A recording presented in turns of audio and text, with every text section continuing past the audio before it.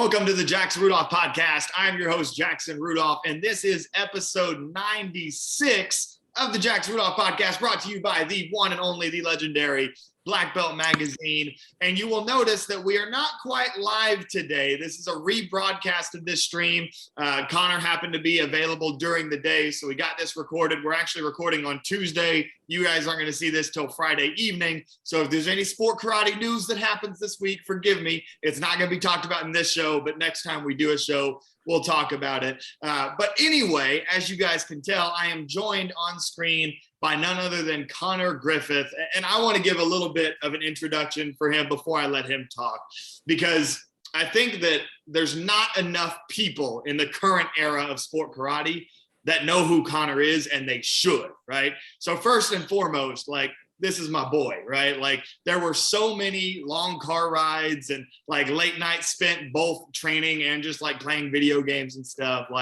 Connor was one of my first teammates, one of my first true teammates who became one of my best friends within sport karate. And so there's going to be a ton of fun stories that we're going to get into. But besides the fact that he was a great friend to me and a great teammate, it still is a great friend to me.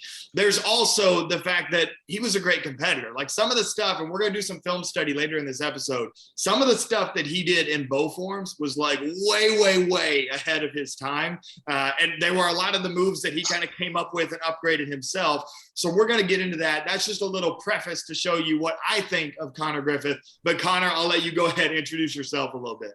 My goodness, what else is there to say? Jackson's tooting my horn a little too heavily on that one. It's an absolute pleasure to be here. Everyone, thanks for tuning into the show. Thanks for coming by to see an old competitor. I'm super happy to be here, so I hope we're going to have a good time today. Awesome. I know we're going to have a good time, my man. And one thing that we ask any guest that comes on the show, especially for our Black Belt Magazine audience that may or may not know of or have seen sport karate before, the thing that's important to remember when you're watching sport karate athletes, when you're listening to them talk on a podcast, we all start somewhere. We all start with a traditional martial arts curriculum. We learn the true traditional martial arts. We learn self-defense, and then we just decide to do crazy sport karate stuff on top of it, right? So take us all the way back for you. How did the whole martial arts journey start? About 2005, I just saw an article in the newspaper. Just a local karate studio had opened up just a little branch near my house. I said, "Mom, this is great. I'm not doing golf anymore. I want to try something cool or something new." Obviously, no disrespect to the golf fans out there, still watch it today, love it. That's where I started, and I still want to continue that. But from there, I didn't know what it was about. I never heard of karate. I didn't know what the futurescape could be like for something like that. So it was just a couple of guys teaching forms in the back corner of a gymnastics place, and it was wonderful. It was very, very casual, very free range, and I loved every single second of it. They taught me that first basic form that first night, and I was hooked. I was immediately hooked. So the first couple of years were just like you'd expect, like you explained, lots of good self-defense, a lot of good background in the traditional aspect of the martial arts of the area. Every area has different folks, different people who competed, different backgrounds. So getting into that was a ton of fun up until the point my mom comes and says, "Hey, I found this cool video. I don't really know if you're into weapons right now, but it's a rock solid bow video from Lauren Carney, and it might be something fun for you to get into weapons." So I said, "Absolutely." And the rest is pretty much history. I learned that form as quickly as I could to go show my instructors, look at how much fun I'm having with bow. I go and continue to compete, and it led me to win an underbelt overall in 2008. And I don't know if they still do it to this day, but back then the underbelt winners of each of the overalls for beginner, intermediate, and advanced would get to run their form on stage. And it was at that point in time I'd actually copied Ricky's skinny spinning, and I put it in my form. No one else in the underbelt divisions were doing it. And immediately after that stage performance, I think Kinsey was there. Mackenzie Emery was like, "Oh, I have to go get Ricky and let me show him to you." I said, "Yes, I'd love to meet the guy whose move I just effectively stole." So we got introduced formally. And from there, Ricky later in the same year introduced me to Lauren, and that's how I got linked in to Change the Game. That's how I moved forward in sport martial arts. And I mean, the rest literally from Lauren just took it and rolled with me from there. And that's something that's so cool about your story and the way it kind of parallels to my story is that I didn't win an overall underbelt grand championship or anything like that. But I think Ricky was maybe a year older than me, but we were in the same division that first year that I really started competing. And so it was competing against Ricky that I got to know Ricky Morris. And then Ricky introduced me to Lauren, and that's when Lauren became my coach too. So like the fact that like Ricky got both of us to Lauren and ultimately like helped both of us, improve and get better, wind up making appearances on US Open stage, right? Like the way that all that happened is just so crazy. And I know we're going to dive into that a little bit.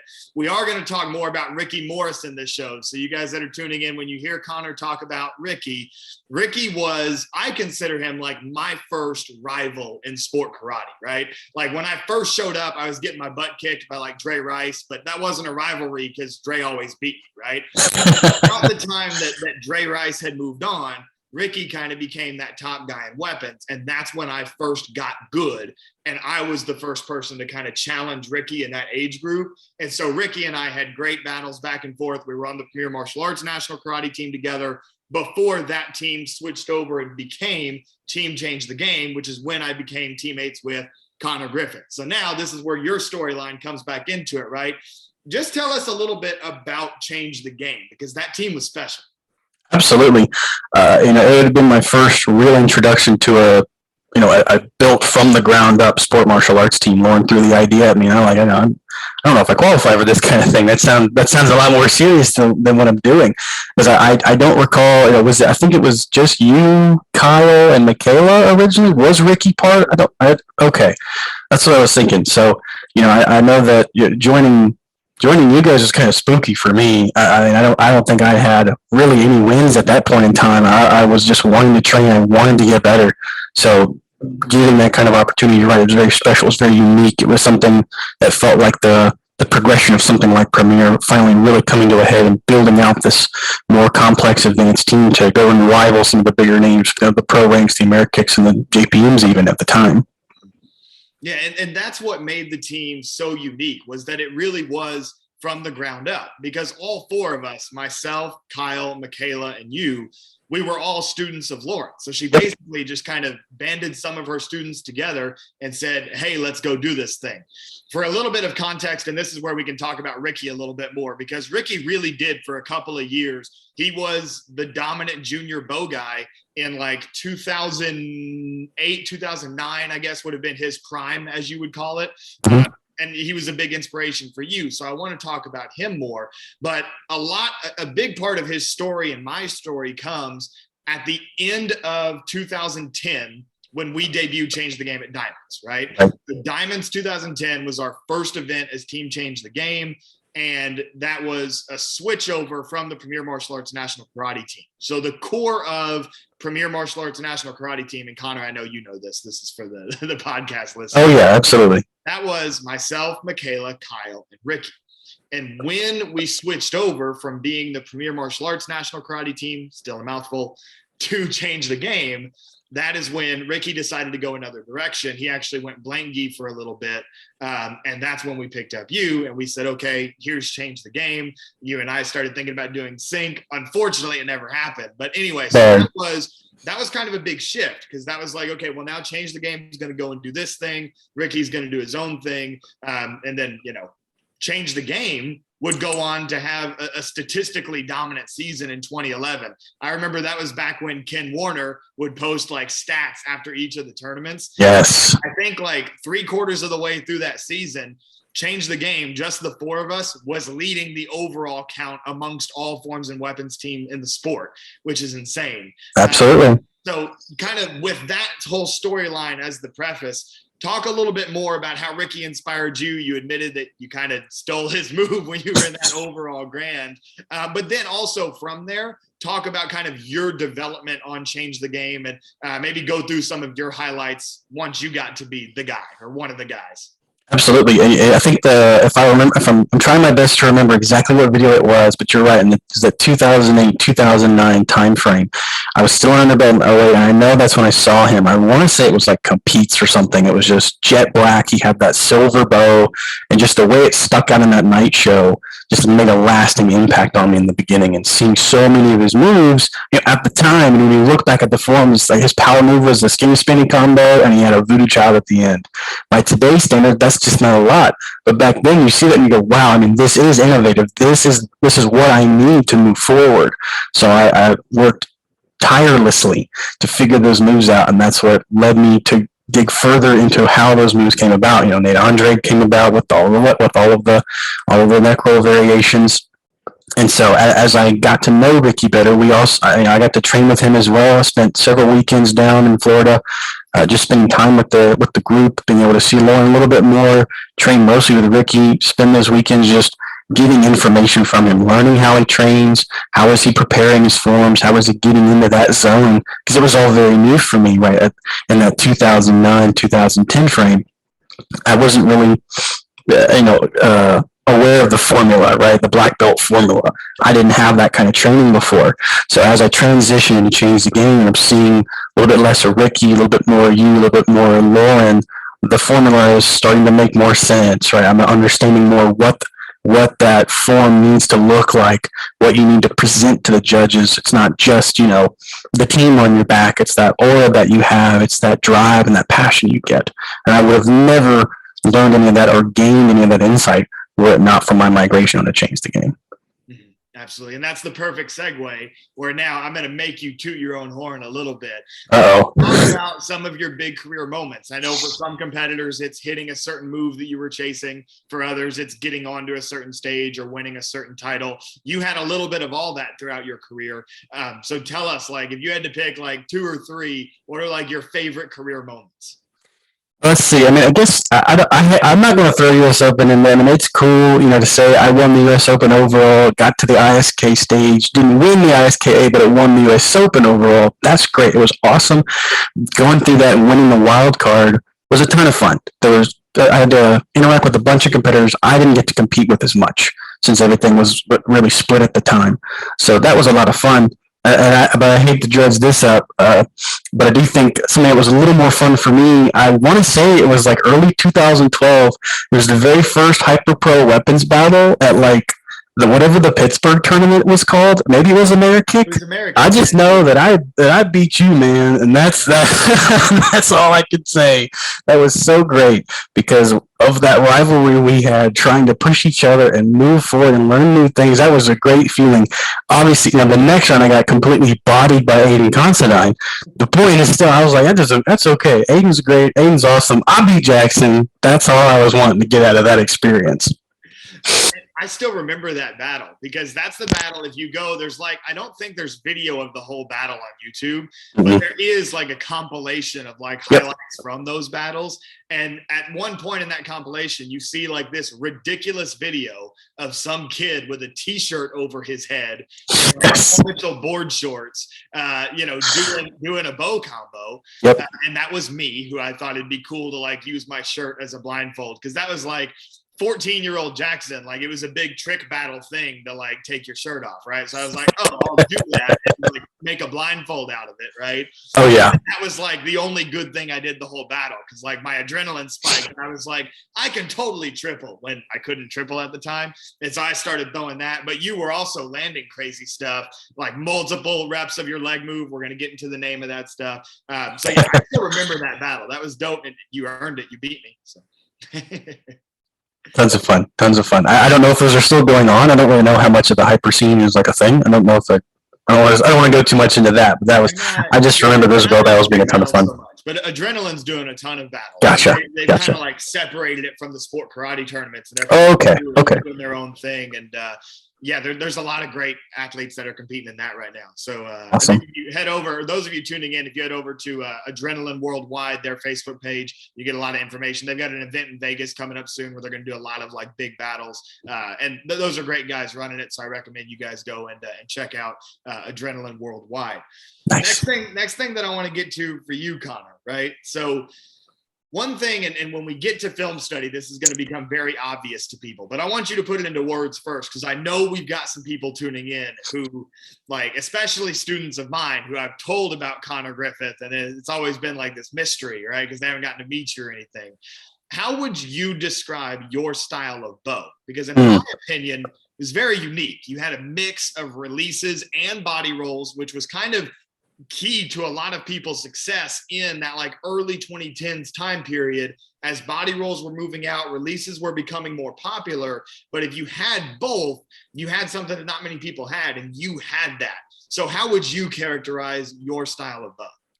Hey, I don't necessarily know if there's like a word for anything like that. You know, what I was taught was that there's a holy trinity when it comes to the creative side of bow. Traditional, obviously, there's an entirely different ballgame. There's more boxes, different things you're looking for. But in that creative sphere, you've got body rolls, body manipulations, and releases, and a lot of that really was shown through forums that Lauren would do, that Casey would do, that Corey Lucas would do. Right? Everyone was really trying to bring all three of those pieces together and marry them in a way that brought that uniqueness to your form.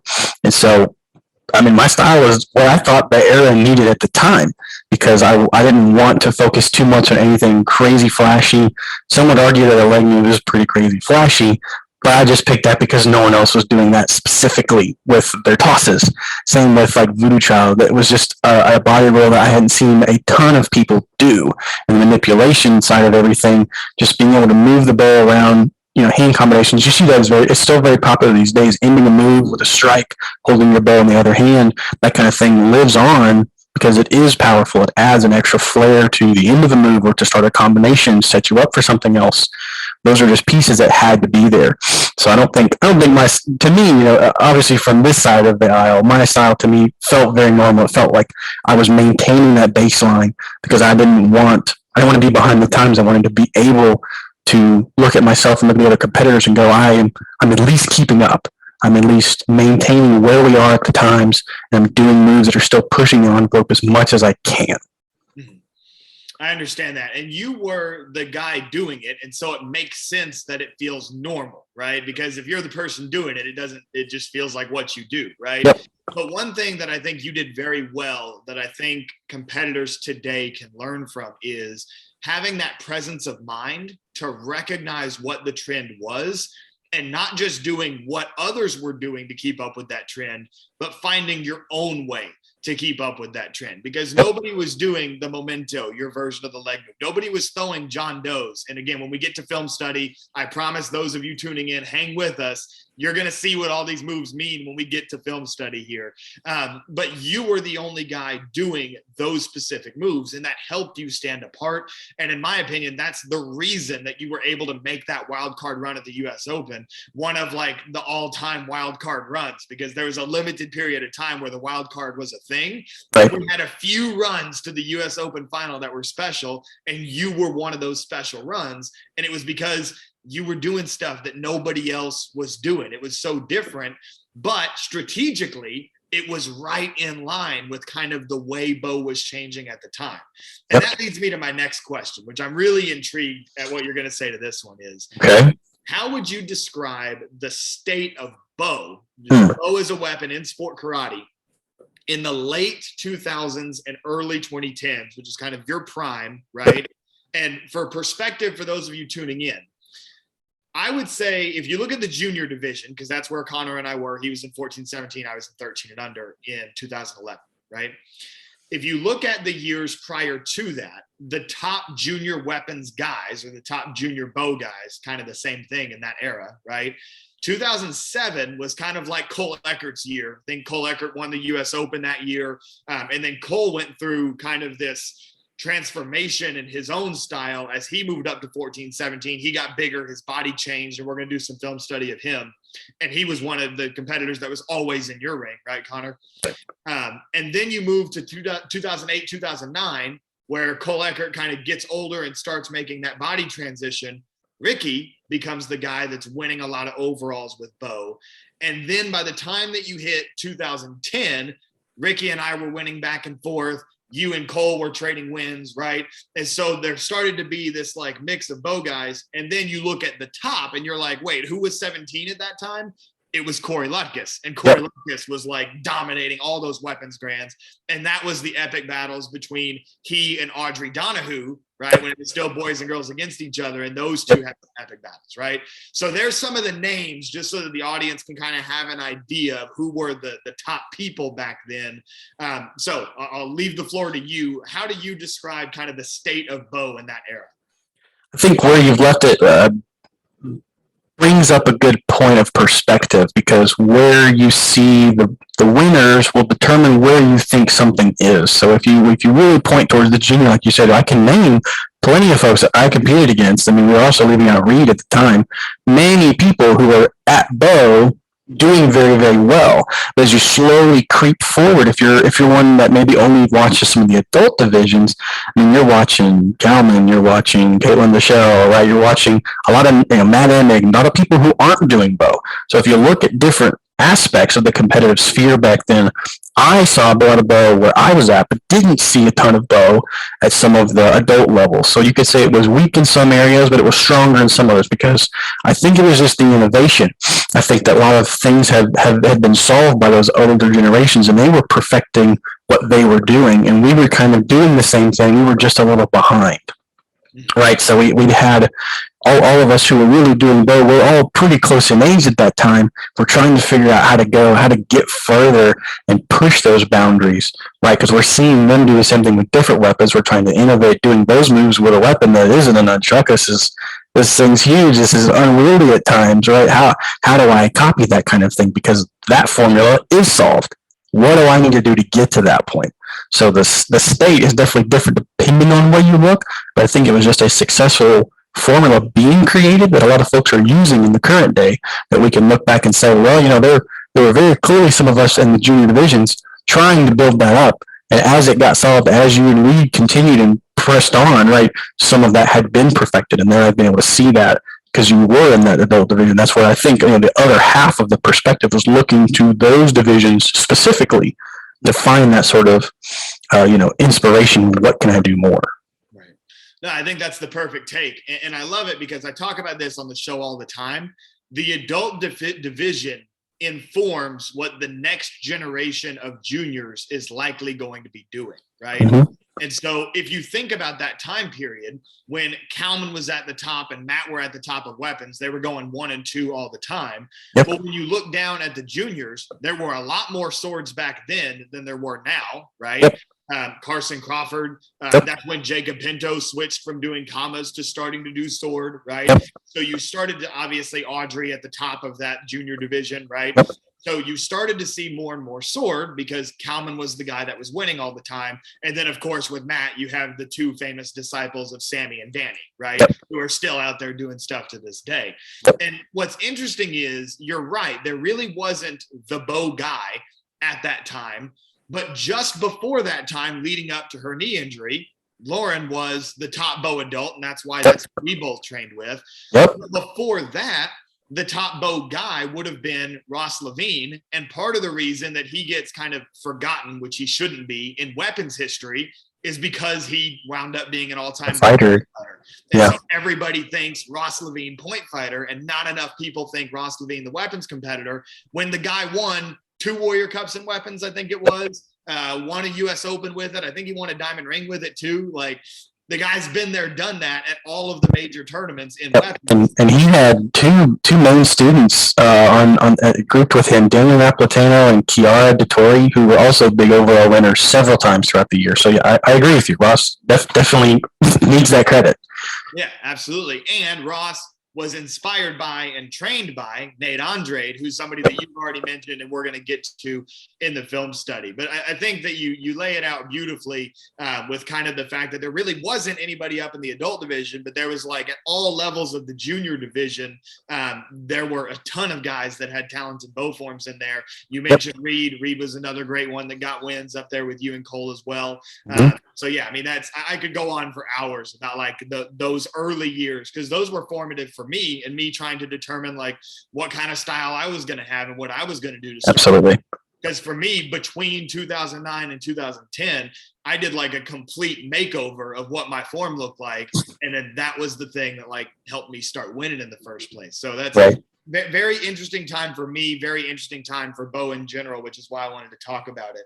And so now talking about innovation, right? Huge part of your game. You had so many different tricks that nobody'd ever seen before. Take us through the names of those tricks, okay. what they were, and then just in general, like how you came up with some of the stuff. Okay, I guess we can start with the leg stuff. It was part of a sampler from Nick Bateman that I just happened to find on YouTube one day, and he was doing a lot of further innovation with the leg move that I never felt comfortable doing. He was doing all the double leg kind of spawned from him, like tossing up under his elbow, spin around, do the outside crescent kick, right? That's kind of what spawned that idea. And as he put more and more samplers, that's when he just throws that first crescent kick, throws the bow under, spins around, catches second leg. I'm like, wow, that's insane. That's super great. I have no idea what to do with this information, but I need to learn this move as quickly as absolutely possible. And I don't know in the timeline when his students really came about, because there was Steph for sure, and then there was, what's the ATA kid? I'm watching this whole thing right now. Trace Magellas, thank you. Sorry, Trace, if you're watching this. Super sorry, dude. I'm not sure when in the timeline both of them came to be, but that was just sort of I wanted to be part of that legacy per se. I wanted to be able to carry those moves and bring it into a different sphere, because Trace was on ATA on a completely different circuit, trying to do these moves and innovate them in a very different sphere than we were doing on NASCA. So it felt comfortable to be able to go through that. And because of that communication barrier, never knew if I was ever going to be able to bridge that gap. We just kind of had to come up with names. And they don't necessarily have anything to do with the moves themselves. The single leg spinning around like a 360 catch under the leg, that was just called the Jester. No real reason, no real rhyme to it, mostly because the Jester is sort of the opening move to the show. Like when the nobles would come to impress the king, the Jester always started the show, and it was the first variation of a leg move, so it just made sense to give a name like that. Going from there, the two leg, kicking up under, spinning around, catching under the second, it was called the memento, if nothing else, just because of momentum being the baseline word. Nothing special about that one at all. From there, after you catch the second leg, you can just kind of do a carry through toss, spin around again, and catch under that leg a third time. I believe we called that one the dream catcher. Don't really think it has anything to do with a real dream catcher. Just has the word catch in it, folks. Sometimes simplicity is key, and that makes a move's name catchy and makes it a little bit more fun that way. I could do 4 legs, but I never came up with a name. I did it maybe 1 or 2 times in front of folks, but never did it in a form. It was just too much, right? When you're doing 3, you don't really need a 4th, right? You could kind of see that in the transition throughout history. When you do double bow, you don't really need a 3rd. When you do 3 spins, you don't really need a 4th spin. You're kind of already breaking the barrier just so heavily. You're pounding right against that wall, but it's already where it needs to be. So from there, the innovation would have only been extra spins. Maybe toss it from one leg, spin twice, and catch it. Nothing like that was ever attempted, really. Myself and my student Josh D'Addario, we tried all kinds of crazy things just to see if we could catch it under our leg, but nothing really stuck with us that we ever wanted to keep in that sphere of moves. In terms of body rolls, like I said, the Nate Andre thing was huge. Seeing just the Starry Night catching, rolling up to a voodoo reload, that blew my mind, and it led reloads to kind of be my favorite body roll setup specifically. A lot of folks kind of do, like a Leviosa zero grab setup for most of their tosses these days, and I just think that around the back just gives you more. It leads to circus, it leads to voodoo reload, all kinds of things like that, and that's where that John Doe move came around as well. It's just a simple, what happens if you rotate? How can you move these things around and do a voodoo reload, but instead of catching it behind your neck, you just do the extra half spin and catch it behind your back. Same simple principle there. I didn't feel like I was innovating too heavily. Just felt like, how do you keep going? How do you maintain forward momentum? And I'm glad it got the traction it did, because when you do that move, it doesn't really feel all that impressive. I don't really. I think it was really so much the swing and the pose that I had in the form. I think that's what really brought that move home. If we're gonna talk about it at length, I don't really have a ton to say. It was just a really fun body roll, and that kind of innovation requires a little bit of extra time. And from there, nothing really came of it. We tried to do pops out of that to, instead of catching in a pose, maybe swing through and keep going. But at that time, competing, things like that seemed a little gratuitous. They seemed a little much, right? You really needed that strength, that power, that intensity, because like you're saying, Cole Eckert, that was a very big thing. He had that a lot of us did not. He could yell. He was so strong. And wow, was it apparent every time you were in his form. So I never felt comfortable doing crazy long combinations or anything that would require, any forward motion in terms of difficulty specifically. I wanted to maintain that baseline and throw these moves and keep them at a level I knew I could catch them without being too risky at times. Two great things there that I want to really pick up on. Number one, naming conventions. And I've said this on the podcast at least once before, but I'm going to shout it from the mountaintops again. Names are what makes moves survive, right? Yep. And the three people that I give the most credit for it are Nate and Ross. They both name moves together, right? And you and myself for actually naming some of these bow moves, right? Yep. So Nate with all the names: Sunset for shoulder neck roll, Starry Night for the behind the back catch, yep, reloads, Voodoo Child. That is all Nate Andre. Correct me if I'm wrong, Connor, but I tell people I would estimate that Nate Andre probably made up and named 60% of the body rolls that exist in bow today. Yeah, I mean, I could think of unless he didn't do Scarecrow or something. I mean, it's everything. Every setup, every initial motion you're going to make, Nate already figured it out, and he knew how to do it. Exactly. And so Scarecrow, that's where Corey Lutkus comes into the conversation. Sure. Corey Lutkus, I know that Scarecrow was his signature move. I don't know if he actually made it up or not. So maybe we just need to get Corey Lutkus on the show and ask him. Hey, let's do it. But anyway, so again, names, right? When you give a move a name, and especially when there's a story to it. I actually did not know the logic behind Jester, but when you explain it being the first one in the series, it was also the first big trick of your form when you did it, right? Mm-hmm. But it being the first move in the series and the Jester being the first thing to perform that, it makes perfect sense, right? And so now, once you hear that, any bow guys tuning in, they're never going to forget that throw the bow up, spin once, do a crescent kick, catch it under your leg. That's called a Jester. And then Memento being based off the momentum, and then Dreamcatcher just because it's harder and you got to catch it, right? So very much having those names is so important. And this, again, perfect segue. The transitions are just on point today, right? Is where we start to talk about add-on, because that's where you and I created so many different combos. But before we get there, this is the second point that I wanted to mention. You mentioned this hesitation to do another leg move, hesitation to swing out of John Doe and go into another combo. Mm-hmm. And I think that most competitors today would be like, what? You're supposed to do 4 or 5 moves in a row, right? Right. That was not the way it was in 2010. In 2010, even the top guys, right? When you look at Kalman in the adult division, the most sword releases he would do back to back would be 2 or 3, right? Yep. Big double release catch, throw one sword, roll, throw again, catch. It was 2 to 3 trick combos. Corey Lutkus, some type of a zero gravity or Leviosa variation, maybe whip it into the Scarecrow, maybe pop it up at the end. But after those 2 or 3 moves, that was the end of the combo. Yep. Back then, you didn't see what you see today, where people put together 4, 5, 6 different rolls or releases into a combination.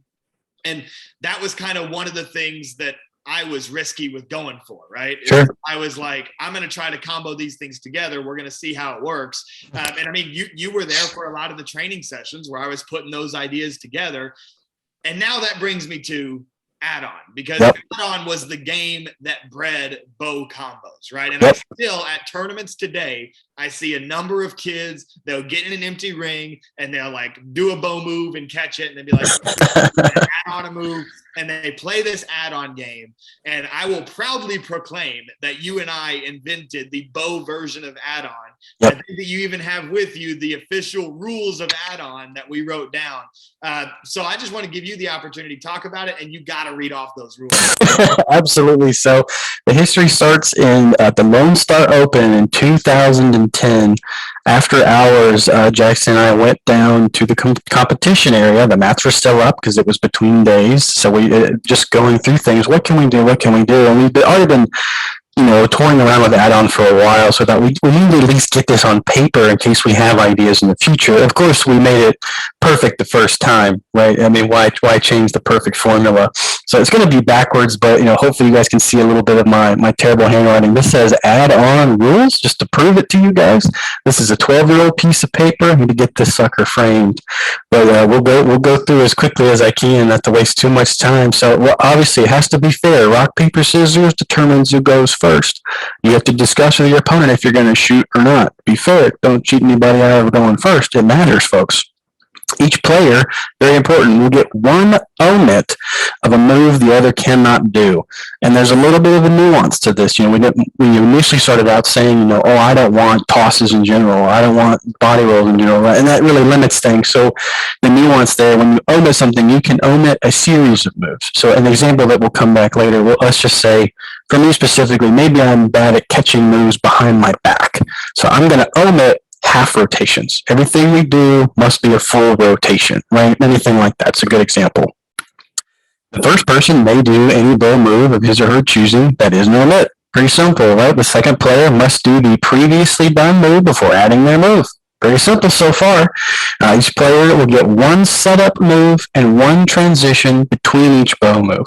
Now, a lot of this was created specifically because, and we'll shout out Josh D'Addario again, he was left-handed at the time. I'm pretty sure he's still left-handed. My bad. That's silly. He was left-handed. So we ran into several snags where we would do a hand roll to set up a toss one direction, but he would go, man, I can't do that. I need to be able to switch hands. So it was only fair that you get to transition your move and you still get a setup to do that move to make it fair. Again, if someone prefers one side, even if you're right-handed, you might just throw with your left hand. That gives you the ability to switch sides however you need to, whether it's a feed through or above the head, whatever. As long as it's just a little transition, it didn't matter. And the setup and transition moves can be done either separately or together, right? To fill that in, you can go feed through into a hand roll, you can hand roll, swing around, then go to something. It really, the creativity is up to the players. You just have to maintain, a sense that you're not doing like 3 or 4 little things before you do the next add-on move. That's going to kind of muddy the waters a bit. The point, like Jackson's saying, is to combo the big moves together as quickly as you can. No move may be done more than 3 times consecutively. So don't, if you're limiting tosses in some way or you're limiting body rolls in some way, it's definitely not fair for you to throw a 360, then to throw something and you throw another 360. You keep doing the same thing over and over and over to kind of do that tick into what your opponent can't do. While that's totally fair, it just over time we added this simply because it gets a little obvious what's going on, and you want the game to be as fair as possible. So we limited that. Hey, two at most. Let's not go above that. Give it another move or so before you try to sneak a point out of me. Right? Let's see. No inversions of the body are allowed. I'm sure it's no surprise to the listeners that Jackson and I were not extreme competitors. We were not throwing B-twists in our forms, nor were we doing any kind of crazy aerial stuff. So you can't like aerial, tap the bow. You can't do like a B-twist or like do some kind of butterfly kick with a hand, like a hand roll. We tried, but we wanted to try, sure, but we knew that there was a little bit of lining there. The point of this was for weapons, so try to keep the extreme stuff out of it. If you want to add those to your pod, go right ahead. I mean, again, it's yours to make. A one-up, my favorite part. A one-up may be counted as an add-on. An example would be a 360 to a 720. Now, that example only works because, let's say earlier, I omitted the half rotations. If I did not omit half rotations, then you could just go 360 and then do a 1.5, call it there. That's technically a one-up. It all works the same way, as long as either move you're doing does not, interfere with the omit clause. Of course, it's the best 2 out of 3, and I think the best thing to keep people honest, the very last sentence on the paper says, when one player drops, the other must complete the combo and add-on before getting a point. Now, I'm not sure if we pulled that from anything specifically, but it just made it fair. When you got 7, 8, 9 moves deep into a combo, and you just drop because you're 7, 8, 9 moves deep into a combo, you're already pushing boundaries and doing things at a number which you're not really used to doing. So it's only fair that if you drop, the other person needs to show, hey, I can do this, and I got that last move because I had it on my head ready to go. I want that point. So. And I think that last rule comes from the way that some people play horse in basketball is after that last person misses the last shot to get an E, it's a prove it shot where you have to hit the shot to a finish. There you go. Yep, that makes sense. And the horse parallel is interesting because the 2 out of 3 comes from oftentimes when we played, we would talk about spelling bow. So when you lost a round, you got a B, and by the time you spelled bow, meaning the other person won 2 rounds, 2 out of 3, there it is. You would wind up losing. So for any of you guys that are training and have training partners and you guys want to play add-on, rewind this episode, play that the official add-on rules. We played probably hundreds, if not over 1,000 games of that over the hours and hours that we spent together at tournaments, me coming to your place to train. And then like getting big groups into it as well. We would play with the Presley brothers all the time. And like, it's such a fun game, and it challenges you as a creative weapons practitioner to do more difficult things, to combo them together. And a lot of times I got ideas for combos to do in forms. Absolutely. Games of add-on. The only rule that I can think of, and I don't remember if this is a rule that we would have made, but we just didn't write it down for whatever reason, or if this came later when I was playing with others. So if this rings a bell, let me know. If this is new to you, then this will be kind of funny. But there was also a debate at one point about, well, if I go for a move and I catch it, but the bow hits the ground, like if I go for a jump no, which is a behind the back catch with most of the bow hanging out, if I catch it, but while I'm in control of it, the tip of the bow hits the ground, what we've been doing with that is automatic redo. So you start at the beginning of combo, you get to do it again. You didn't catch it, but you also didn't drop it. So you just got to do it again. Does that ring a bell, or was that post you not being around as much? I think as soon as you said reading, that's what does ring a bell, because that is only fair. That makes complete sense. There's no way that we didn't sit there for hours and hours and someone didn't just bonk their head or bonk the ground, right, and go, hang on. I now cannot continue my setup because I, accidentally oopsied, and you've already seen that I can do it. So it seems totally fair. Absolutely. Throw that kind of thing in there. I'm not going to tarnish this, this relic. Obviously, for the fans, I'm going to have Jackson and myself sign it. We're going to be auctioning this off for $1 million. You can put your offers in the comments below. One thing that would be cool, not auctioning that off, of course. But one thing that would be cool would be if we actually, at a tournament, organized an add-on division. Absolutely. Here's the buy-in, right? Winner take all. Yep. Just let's go through a bracket and let's just see who wins. For those of you that are competing right now, if you guys would be interested in that, drop it in the comments. I can get on the phone with some promoters and see if we can make an add-on division happen. So if you want to do that, drop some in the comments. And of course, Connor, we'd have to make sure it's a tournament you can be at, because you'd have to be there for the add-on championship. Absolutely. But anyway, so I love that. So now we're going to move on from add-on, because we could talk about that for hours and hours. We just mentioned, I just gave a shout out to anybody that's competing today. This is another one that I'm really interested to hear what your answer is. Who are some of your favorite competitors out there right now? Whether you've seen them in person, just on video, doesn't matter. Who you got? Sorry about that. You get a quick sip before I keep talking for a long time. So the way I wanted to structure this was sort of a highlight and a shout out. Spoiler alert, my female is Avery Presley, so I didn't want my male to also be Jake Presley. That felt kind of biased. Everyone knows, I don't know, super close with the Presley family anyway. It felt kind of cheap to do that, so shout out to Jake, 100%, dude. Love you, man. Hope you're listening. You absolutely deserve to be in the spot, but I wanted to be fair. I want to highlight someone else, so I'm going to pick on Ben Jones a little bit, someone that I've been eyeballing, and it's simply because I've seen for many years going to the SMAC tournaments now. Now it's a premier sponsored event. Seeing the evolution of some of these competitive edge kids slowly moving in, and now he's on JPM.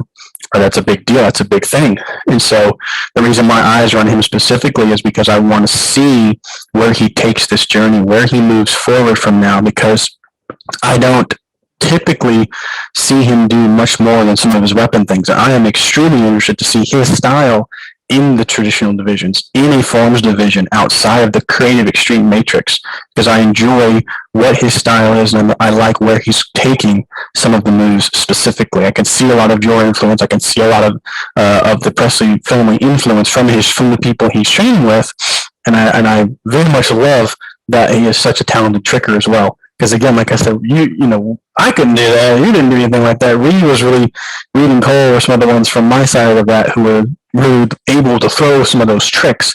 So it's nice to see such a complex level of bow with some complex tricking as well.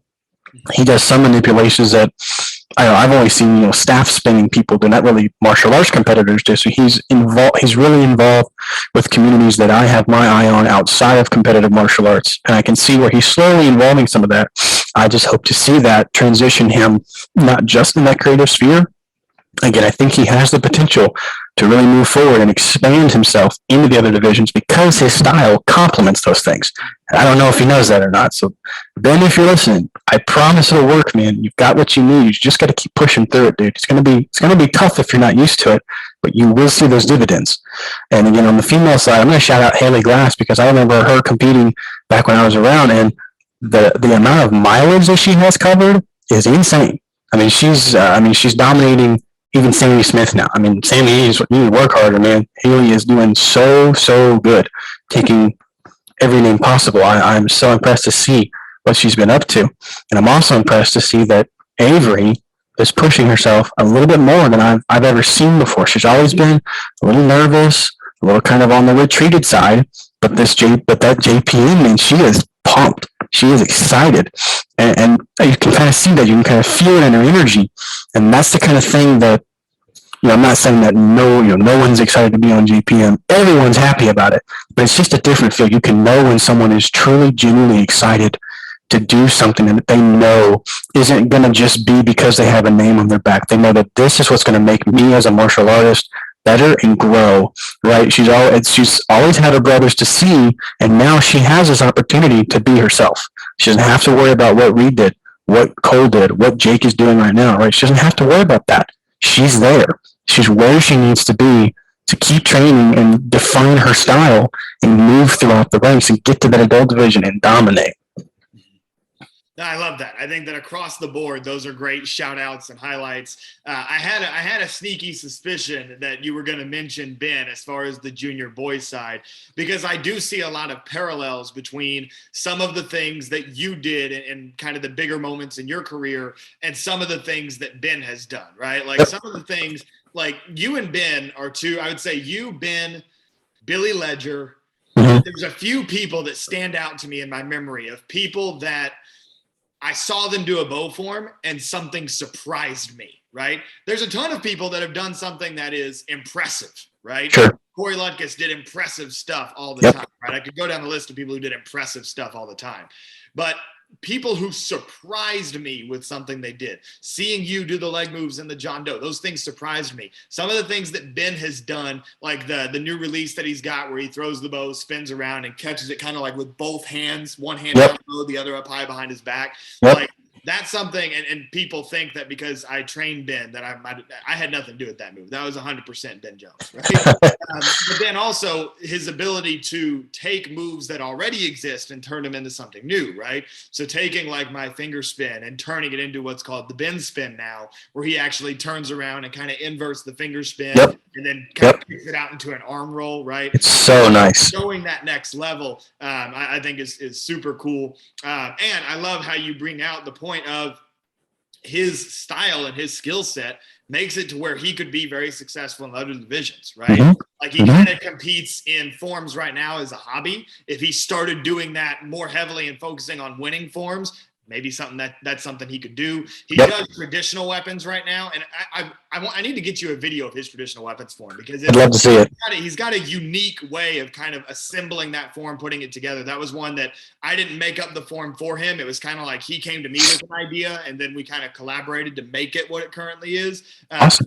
I think you would enjoy that. But anyway, and then of course with Avery, and I love what you just came out and said, right, is that the Paul Mitchell, Avery being on Paul Mitchell now, there's no longer that like your three brothers got on the team. Like, you got to try to like live up to what they did, right? Yep. Now she's in that club too. That is completely in the rearview mirror, and Yep. she can just focus on being as great as she wants to be. That's it. And what you said that I want to kind of paraphrase and restate, Paul Mitchell does change some people. Some people are different competitors after getting on the team. The first one that comes to mind, and I'm sure there's others that I could think of, but the first one that comes to mind is like an Austin Jorgensen, one of my like all-time favorite competitors, right? Austin Jorgensen, when he was a no-name guy and then he was on Amerikick, he was good and he would get on stage because he was better than all the other Chinese division competitors. But even though he may have gotten an overall here and overall there, he wasn't somebody anybody saw as like a dominant, like generational wushu talent. He was just very good, and the tequila drunken sword form was kind of quirky, right? Right. He gets on Paul Mitchell, and then all of a sudden goes and wins a weapons diamond ring and became a generational wushu guy, right? Yeah, he's insane. So the ability for getting that opportunity to change the trajectory of someone's career and have it change them as a competitor for the better, that's a really unique effect. And I like the fact that you touched on that a little bit. So now I want to look forward, right? We've talked about the past. We've talked about who we like right now. I want to look ahead. In your opinion, what is that next big thing in the weapons division? If you want to limit that to bow, limit it to bow. Like, what do you want to see bow competitors in general do more of? Or if it's a bigger thing that could impact the weapons division broadly, what is that next big thing in your opinion? I don't know if this is going to be controversial or not. I think that we've hit a spot where innovation isn't as important right now, especially with such a large influx of competitors. It's not going to be as impressive, and I'm not trying to be like, oh, I don't care. It doesn't matter. At the end of the day, you need to have fun. You need to represent your team, represent yourself, represent where you've come from and where you are now. But you don't have to do that in such a way that your moves, speak beyond the bounds of things that people were doing 10 years ago. You don't have to just break the mold every single time a new generation comes through. I think the way to move forward is, it's going to sound stupidly cliche, and I hate I'm saying this, but the way forward is always looking back. There's always seeing, what was done. Why were these individuals having success? And I don't. Going back to the question about my style, I don't think it was my style. I think it was just a way of studying. It was how I have an analytical mind. I love to look at what folks are doing and what I'm doing differently and why I'm probably losing. Why this difficulty? Why this level of intensity? Why their strikes? Why their stances? Why are all of these things coming together for someone? And what do I need to do what they're doing and do it better? And you're not going to get that by doing a bunch of tosses in your form. You're not going to do that by doing a bunch of body rolls in your form. You're going to be doing that by having a well-rounded form that encompasses, again, that holy trinity that I was taught was supposed to be, that's it. That is the bottom line. When you do creative specifically, when you are out of that traditional white gi and you are ready to go and do cool stuff, it has to be cool stuff. And I think we are past that point where just tossing the ball around a couple of different times is cool. I don't think that's as cool these days. I think, like I said, that innovation that Ben is putting onto that roll, not just with a toss, those are just little tiny nuances of upgrades to things that seem really small and seem like a transition. They seem like just some kind of throwaway thing at the end of a combination. They're not. Those are the things that are going to lead you and help you understand, wow, if I'm going this way, then I can go the other way. I can go up, I can go down, I can roll this off. Whatever that idea is, that's what's going to get you there, not by carbon copying the moves you already know are hard because they're hard. So the next big thing for any weapons competitor is not going to be trying to reinvent the wheel. It will always be trying to maintain a little bit of homeostasis with a little bit of riskiness. I don't know if those are the right words necessarily, but you know what I'm saying? You have to maintain that bottom line and push the envelope piece by piece. You don't have to break it wide open to have success, especially when there's this many competitors. This is a critical mass that I don't think I've seen in a few years, specifically in some of these divisions. So I think they're in a really good spot to kind of take that, a little bit of an inward glance and say, what am I missing? What do I not have? What can I use to further my form and make my form more well-rounded? Not make my form more extreme, more creative, more difficult. Those are the things you have to get away from, some of those words that kind of trick your brain into thinking, oh, that's what it is. Everyone is using these words. That's what I need to be thinking. You don't have to be that way. You can do something that is cool. You can do something that supports your style. Your body type is what's going to determine what you can and cannot do. Again, why I wasn't tricking. I did not have the body style for it. I wanted moves that complemented what I could do. And that's what I really hope people will do. They're not just going to, throw some crazy trick in an extreme form just because it's a trick. Technically, if we're going to be fair about it, you can just do a cartwheel and that counts. So if we're looking at a bare bones there's a lot more you could be doing with your weapon while you trick, while you do things. I know, and I don't know, and maybe is it Mason who's doing the flash kick with the hand roll on the sides? I might be maybe Gainer with the hand Gainer. All right, that's what it is. Yeah, and so things like that. Those are just baselines that you got to maintain and try to move from there. If you're going to be doing an extreme stuff, you have to keep what folks are up to, but then find ways to move forward. I don't know. I don't know how else to really put that kind of thing. It sounds like I'm not trying to absolutely bash on anyone. I'm not trying to say anyone's style is wrong or what someone's doing right now is, adverse to where it should be. I've obviously not competed in a decade. It's a little old information, but it's what I would like to see because I don't see it. I think that a lot of the big names would gain a lot from taking out extra tricks and maybe throw another striking combination with something else in there. Bring some more of that traditional karate in there. You don't have to just do up, down, side, double, double, and then start throwing a bunch of moves, guys. You can do anything you want to do as long as it fits the guidelines of the division you're in. It is that simple. You don't have to reinvent the wheel. Right.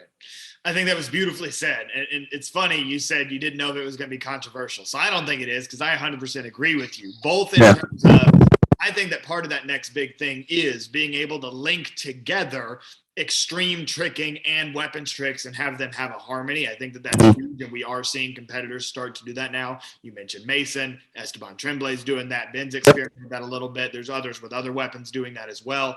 But bigger than that, looking at the past, going back, refocusing on the way that forms are structured, adding in more strike combos, and not making it an arms race of who can do all the biggest tricks. Yeah. I am getting controversial here because I firmly believe this is a shared responsibility between the competitors and the judges. Because at the end of the day, a competitor is going to do whatever the judges are telling them is going to win. And judges talk with their scorecards. Yeah. So if judges are consistently rewarding just the form that had the most releases or that had the one biggest trick, then competitors don't have a choice but to participate in the arms race. Like I've had interactions with students recently where we've literally looked at over the 3 divisions that you're going to do on Friday night. Okay. If you go into the first one and execute this plan that we think has a balanced approach of the strikes and the tricking and the weapons tricks, right? If that doesn't go your way and the panel is favoring whatever the big trick is, you got to fight fire with fire. Do what the panel is telling you to do and do all that hard stuff, which is going to send the form out of whack. But as competitors, our number one responsibility isn't to protect the sanctity of a form, it's to win, right? So in a perfect world, we can have people running good, well-balanced forms like what you and I grew to love in that 2010s era when I thought in general forms were very balanced as there was more and more weapons and tricking innovation, but people were still striking enough to where today people strike as much as they can, but it's almost like in some instances they're forced to do so much extra because that's what the judges are rewarding, right? So for sure. Competitors, it's on you to have good basics and to have a plan that incorporates a balanced approach of those basics with the innovative tricks. But it's also important as a competitor to adapt to what the judges are telling you. And to judges watching this, I'm telling you, don't just reward the biggest trick. Don't just reward the person who lets go of their weapon the most. Reward the person who has the best martial arts and complements that martial arts with excellent performance and a high level of difficulty. Yep. If it's just a high level of difficulty without the excellent martial arts first, it shouldn't be enough to win a division. and I'll get off my soapbox with that. No, you're right. I mean, that harkens back to the same point I was trying to make about just throwing a bunch of tosses isn't really that cool, man. You got to show me that you know how to use the bow, right? That I hate to give any kind of spark to the communities that don't like sport martial arts, but I mean, you have to think they do kind of say we're baton twirlers. So the last thing we need to be doing is spinning our bows like batons, guys. I mean, I don't know how else to say. I mean, your soapbox is well founded because sure it is split, but even if there's a little bit, of stuff on the back end on the judging side that we may or may not be able to help as much, the main focus does start with that competitor, with what you are doing. You have to make the conscious effort to decide, am I going to feed the beast or am I going to be me? Right? I mean, you have to decide where you want to go, because you're right. I mean, you can either decide that the sanctity of the form is more important to you, or you can decide that it isn't as important to you. And that's where the division of, I think the different calibers of competitors will really split there. I think that you will fall off in some directions and you will gain traction in other directions. And you have to be very careful when you plan those kinds of things. There's a time, obviously, if you're in some big night show, sure, you can throw some bigger tricks, obviously. That kind of thing I'm not going to frown against. But when you are in the heat of that and you are trying to get that win, trying to show yourself off, you don't need all of that. You need to show that you are a martial artist. You need to show that you are at least trying your hardest to be the master of your craft. That is where you have to be, and that's what we're going to want to see as we become the older guys, watching the younger guys come through. And I see that in their forms, because I'm trying to tune in as much as I can, and I love what I'm seeing. And I know that if I start to see more of that, it's going to show, and the judges are going to catch it. They're going to be forced to see this is the trend. Maybe those big tricks don't matter as much anymore. Wow, they actually have a look at that amazing strike combination. Look at how they came out of this very complicated move, and they didn't throw 5 more moves together. They actually had more bow in their form. This was a bow form with tricks. Wow, that was really refreshing. That's nice to see. That's the kind of thing that I think will surprise a lot of competitors. If you took the time to put that kind of thing together, I think you'd be shocked at the good results you would have. I couldn't agree more. Well said. And now, speaking of, you said you try to tune in as much as you can.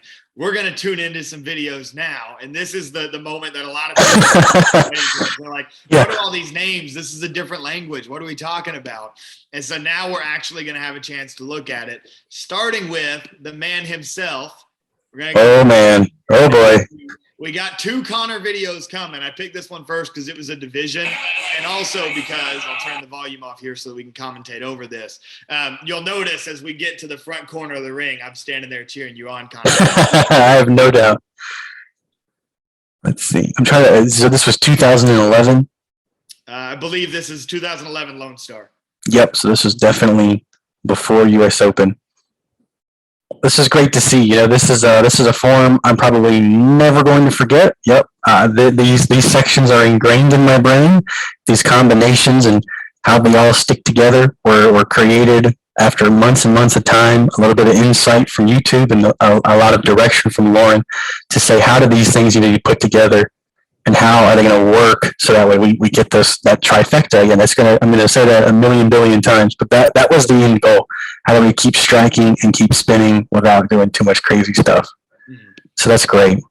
So I'm gonna play this one back specifically because I want to give people a bit of a slow-mo on a couple of these moves that you're doing here. Mm-hmm. So this one right here, that is circus, right? Yep. I love the way you spin out of that. Not many people do that. That was a good way of putting your own style on kind of a classic move.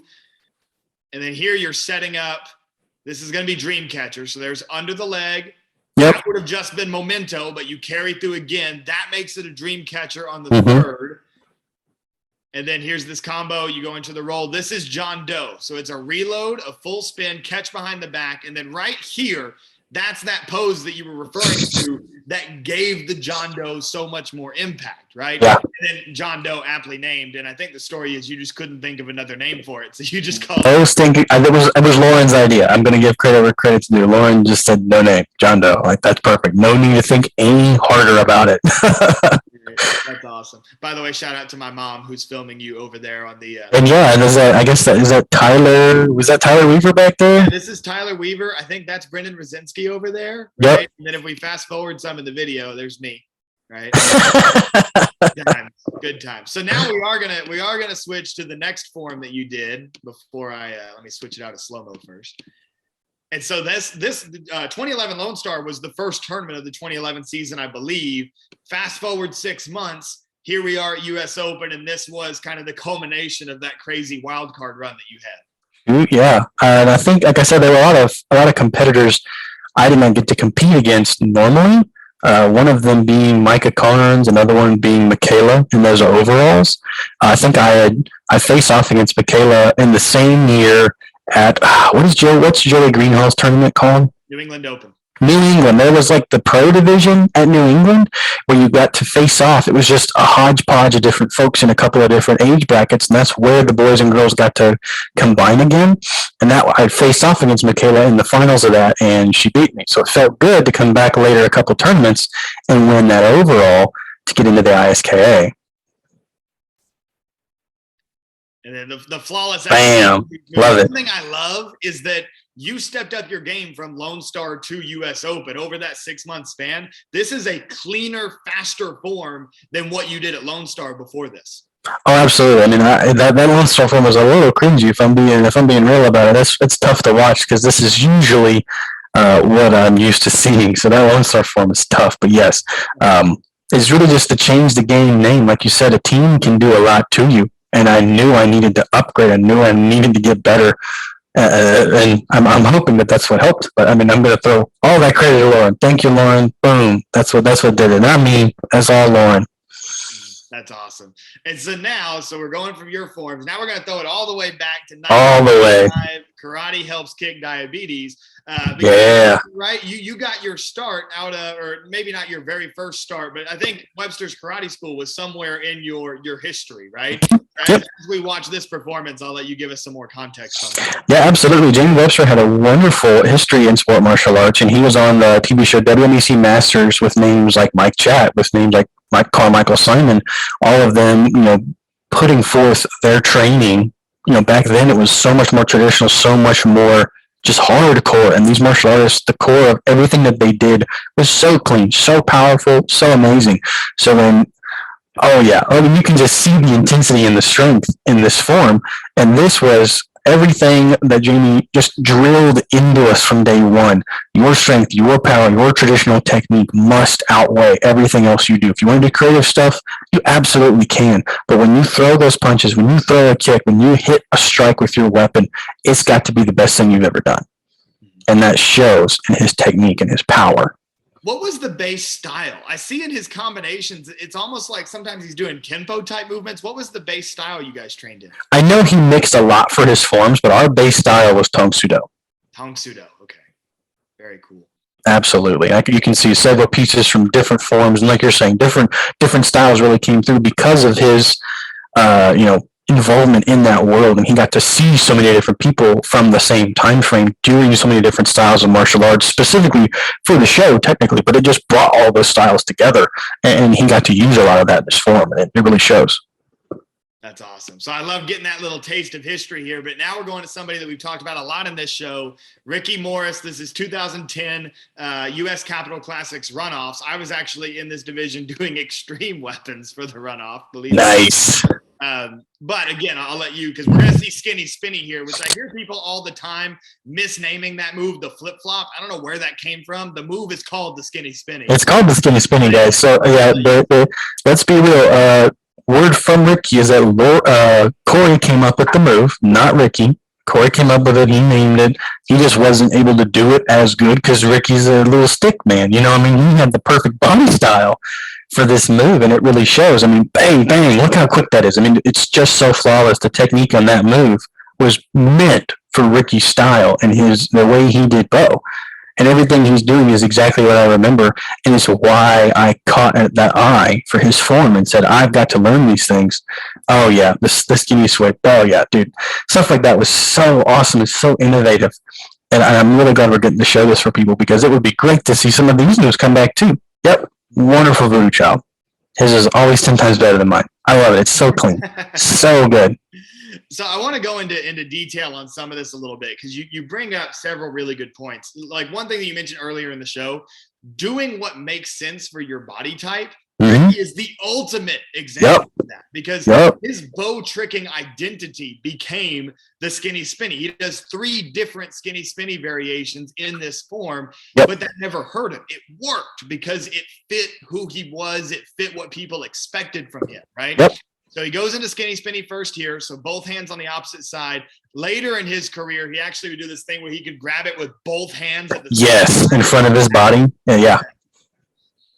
And then adds in a couple releases. So that one with the one hand, funny story on that one, it's actually called the not so skinny spinny. So I'm going to run that a little bit and put it in slow motion. If I'm not mistaken, I think Kyle Montagna might have come up with the not so skinny spinny first because he wanted his variation of it. And so he had one hand kind of go all the way around. And then, of course, he and Ricky were training partners forever. So Ricky started doing it too. Right. So here's skinny spinny. It looks like I rewound a little bit too far. Here we go. Right. This is better. So this is the 540 release, inward rotation on the 540 release, which you don't see many people doing. And then there it is, one hand. Exactly. That's something I think a lot of people probably miss, that he's not just like flicking it and pulling it back around. It actually goes all the way around. Like it is just a one hand release of the skinny spinny that he catches then behind himself with the same first hand. So definitely don't miss that. Back-to-back release that he did. Super cool. Set up, but throw it from one to the other.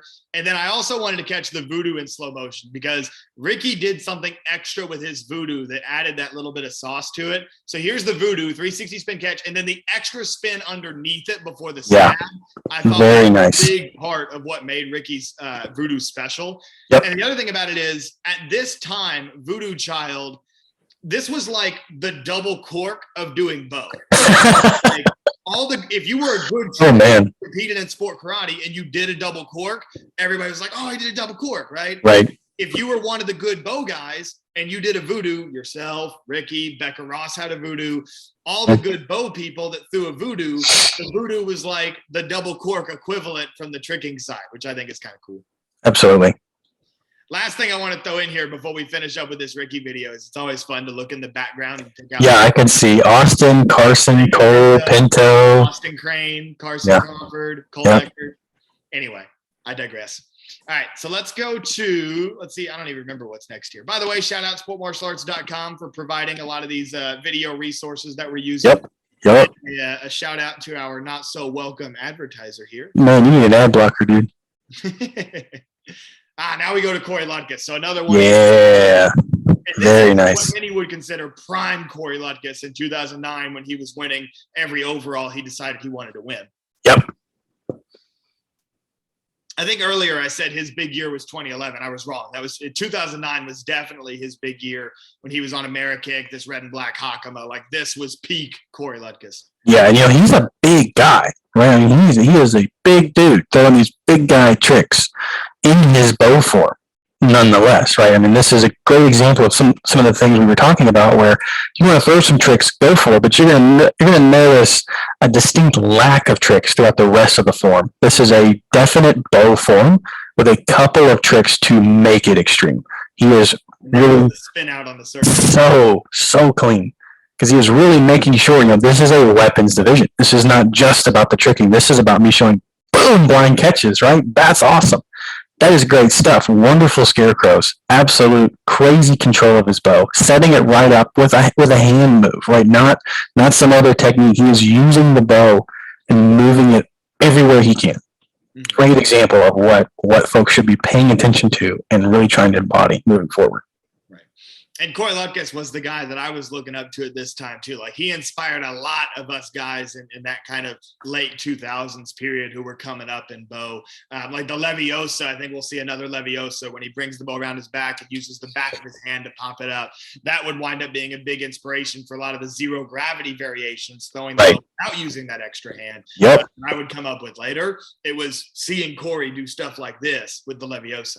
Exactly. Corey was hanging out with a guy around the same time, Matt Jones. I don't know if you remember Matt Jones. I remember they were some of the ones going through some of that. So I remember seeing them at Matt Jones is on AKA. So some of the AKA camps that would happen at tournaments, he and Corey would do all kinds of crazy stuff. That's where I first saw zero grav manipulations. He and Matt Jones were coming up with this stuff. So it's wonderful to see where all the timelines are connecting. Right. Yeah, I tell people all the time, I did not make up zero gravity. I just made up a lot of the variations. Oh, yeah. Zero gravity. But you're totally right. Matt Jones was the first I saw do it. The first person I saw compete with it was Micah. Micah was zero gravities in his boat. Yep. We need to back this one up, dude. There's some awesome stuff in here. Yeah. Yeah, let's back this up. So, like many people think of Prime Corey as 2009. This is once he moved into the adult division in 2012. And I think like no Hakama Corey was a different breed because he tried so much crazy stuff. I'll let you talk about it as he comes up to some of it. Yeah, there was a specific combination. Can you put it a little slower as well? Just a little bit. You don't have to go half speed or anything. It's good. A little 0.7. Boom, strike combo. Yep. So all of this is great stuff. Manipulation of the body. There's that awesome double spin with the Leviosa. Super clean. Into a strike combination. Bang. Hitting everything you possibly can. Lots of moves you'd see in a traditional form. Setting it up. Moving forward. I hope this is what I was thinking of.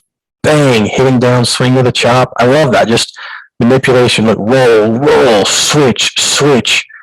Into a toss. Into a roll. I mean, yeah, for sure. In terms of modern combo, this is where things were really picking up the pace. And that is just absolutely beautiful because this isn't him throwing crazy move into crazy move. These are just small switches, manipulations of the weapon back to back to back that show his mastery and his ability to control the bow. It is not him letting it go and hoping that things work out for him. He is moving that thing everywhere. He is taking control of every inch of the bow and showing you what he can do. It's wonderful. Great form. And I couldn't agree more. And one thing that you said, he wasn't doing crazy tricks for like that best combo. Now there are crazy tricks in this form. I'm talking about. I mean, the double Leviosa is awesome, right? That's a crazy move. Oh yeah, double Leviosa is crazy. The blind catch is crazy. But like if we look at this combo right here, that's like his longest combo in the form. None of that, the behind the back to the neck roll to that little zero gravity there, the scarecrow's difficult, but nothing leading up to that was difficult. It was unique and it was creative. Yep. The way he leaned over into it, it would be on the horizontal plane instead of the typical vertical.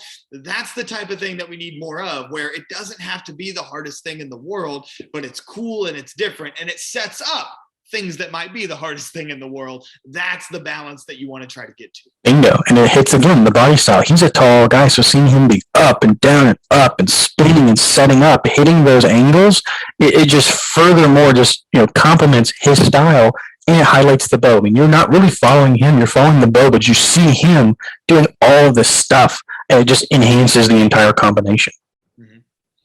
Couldn't agree more. So now we're going to click on to our next one. I think, yes, we've got Nate. Nate, let's go.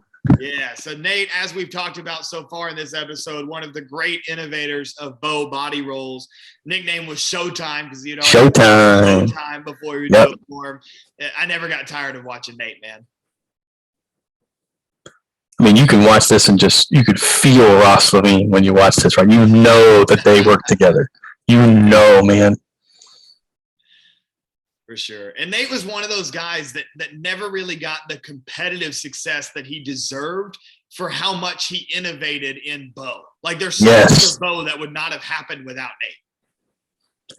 You can see, him throwing a move like a Starry Night in the middle of a spinning combination. Even that for the time was very unheard of because it was such a hard, manipulation of your body to spin three different ways out of what's already a multi-rotating spin combo. That kind of thing was really what was setting him apart from everyone, making his forms so unique and so strong. And you mentioned body types. I mean, Nate had to be like 6'10". Such a big guy. It's a pretty common theme. Yeah. So now we're going to move on. So we've looked at some of your inspirations. Now we want to look at some of the guys who competed against you. Obviously, you're a great friend of both of ours, right? Love him. And a lot of people, because Reed had his big thing with double bow, people forget that Reed was a very, very good single bow competitor. As we can see right here. Yep. I mean, Jason, I don't really know how long he's been involved, but I'm pretty sure it's just since the beginning. I mean, he was drilling these guys with the most, again, very akin to kind of, my Jamie, their Jason kind of thing. We had those strong, hardcore coaches drilling us with those basics. And you're going to see that in his speed, his power, his strikes. I mean, he was a powerhouse. I mean, look, that was it's so fast. It was you guys' treat, Bam. right? Where Cole had the big releases, you had the body rolls, and Reed was the speed and power guy. He really was. I mean, no one could match this. I mean, you see him being able to do this amount of manipulations, and you just saw he had a very complicated trick pass in his form. And Reed is not a tall guy, so he has the ability to jump just so incredibly high. His power is what helped him get over that. He didn't matter, how tall he was or how big his bow was. He was just a million feet in the air. Reed was able to pull those things off, no problem. And I wanted to rewind and check out this one because this was like Reed's signature move. I'm going to slow it down so people have a chance to appreciate it. So he goes into the 540 here, and anytime Reed did this 540 to the left side of the ring, you knew he was going to turn around, act like it's a hand roll, but nope, rolls it all on top of the hand. Super cool. Doesn't get old. Love it, love it, love it. Awesome. But yeah, so for those of you that are new era sport karate fans that only know Reed Presley, the double bow guy, he could do single bow and he was good at it. For sure. We're gonna switch out of the slow-mo here. And now we get, like we said, like 2009 was kind of like Cole Eckert's year in 13 and under where he won 2007. It was Ricky by 2009. Cole had already moved up to 14 to 17 here. But anyway, so Cole Eckert, like at one point, the top junior bow competitor there was, and he had like his totally separate, different style from like you and Reed and the others.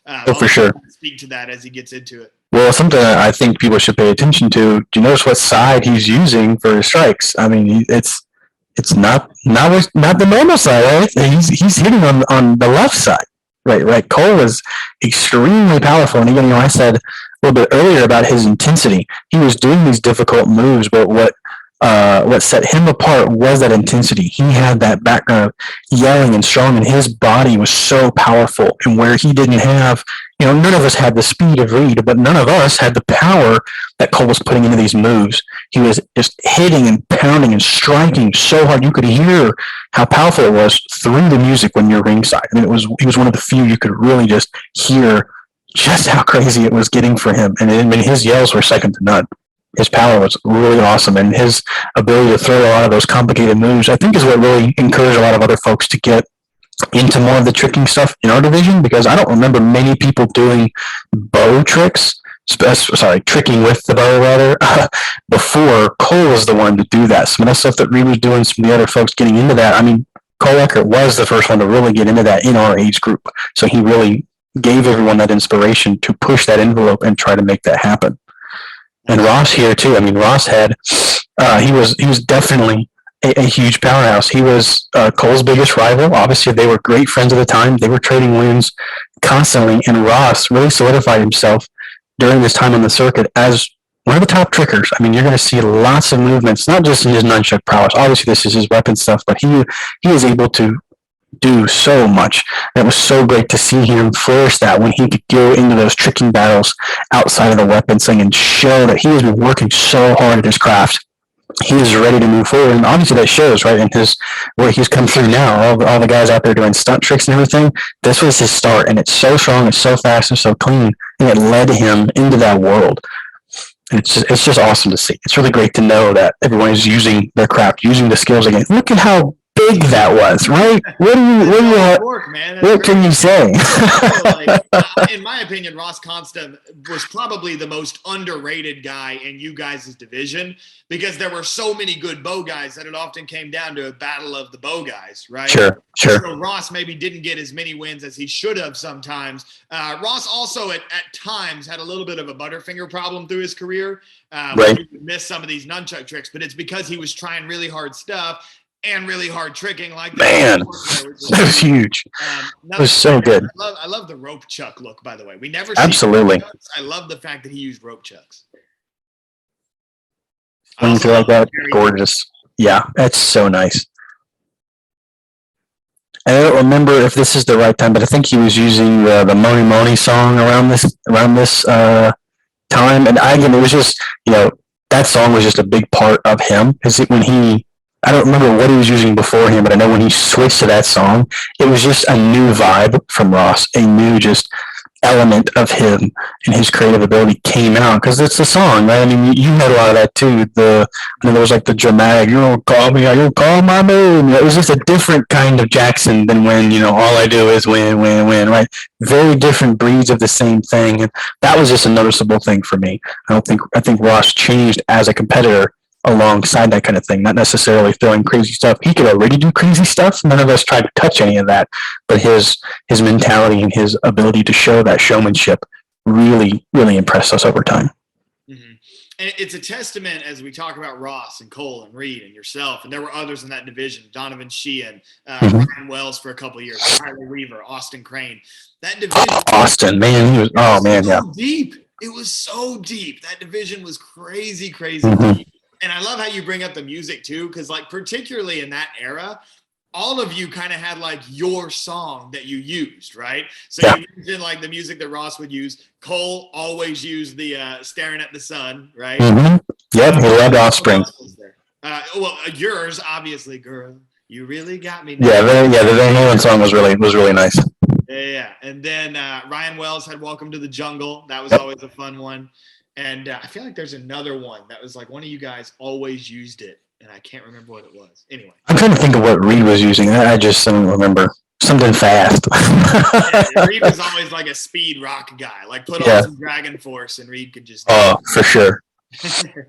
Anyway, well, Connor, man, this has been awesome. I think this is the first time that an episode has really had like an interview component and a film study component all in one. So for those of you that are still tuning in, I appreciate you guys sticking around, because I know this has been a long-winded one.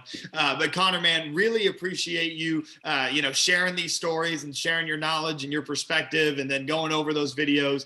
This has been an awesome episode. Any last words that you want to share with everybody?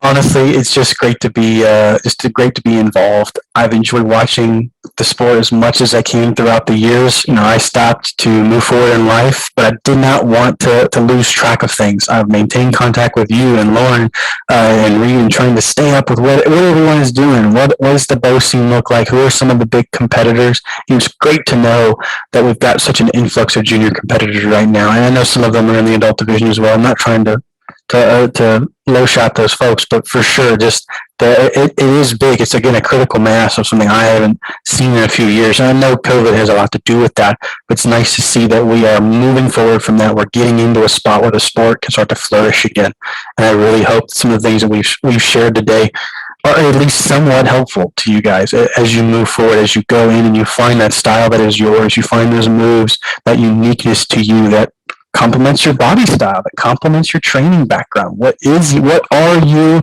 and what is your weapon, and how does it all work together? I'm so glad we've gotten to talk about this. It's not something I hear a lot about, so I hope that it resonates with someone, and I'm just, again, happy to have the opportunity to be here to speak and to try my best to share as much as I can from my time in the sport. Could not have said it better myself. And that's the whole point of the show. The whole point of the show is to bring on a variety of guests, get some input from like maybe some old heads, which it's so weird to think that like you and I are becoming old heads now. We're close, dude. I mean, I'm almost 30. I mean, we're getting there, man. Yeah.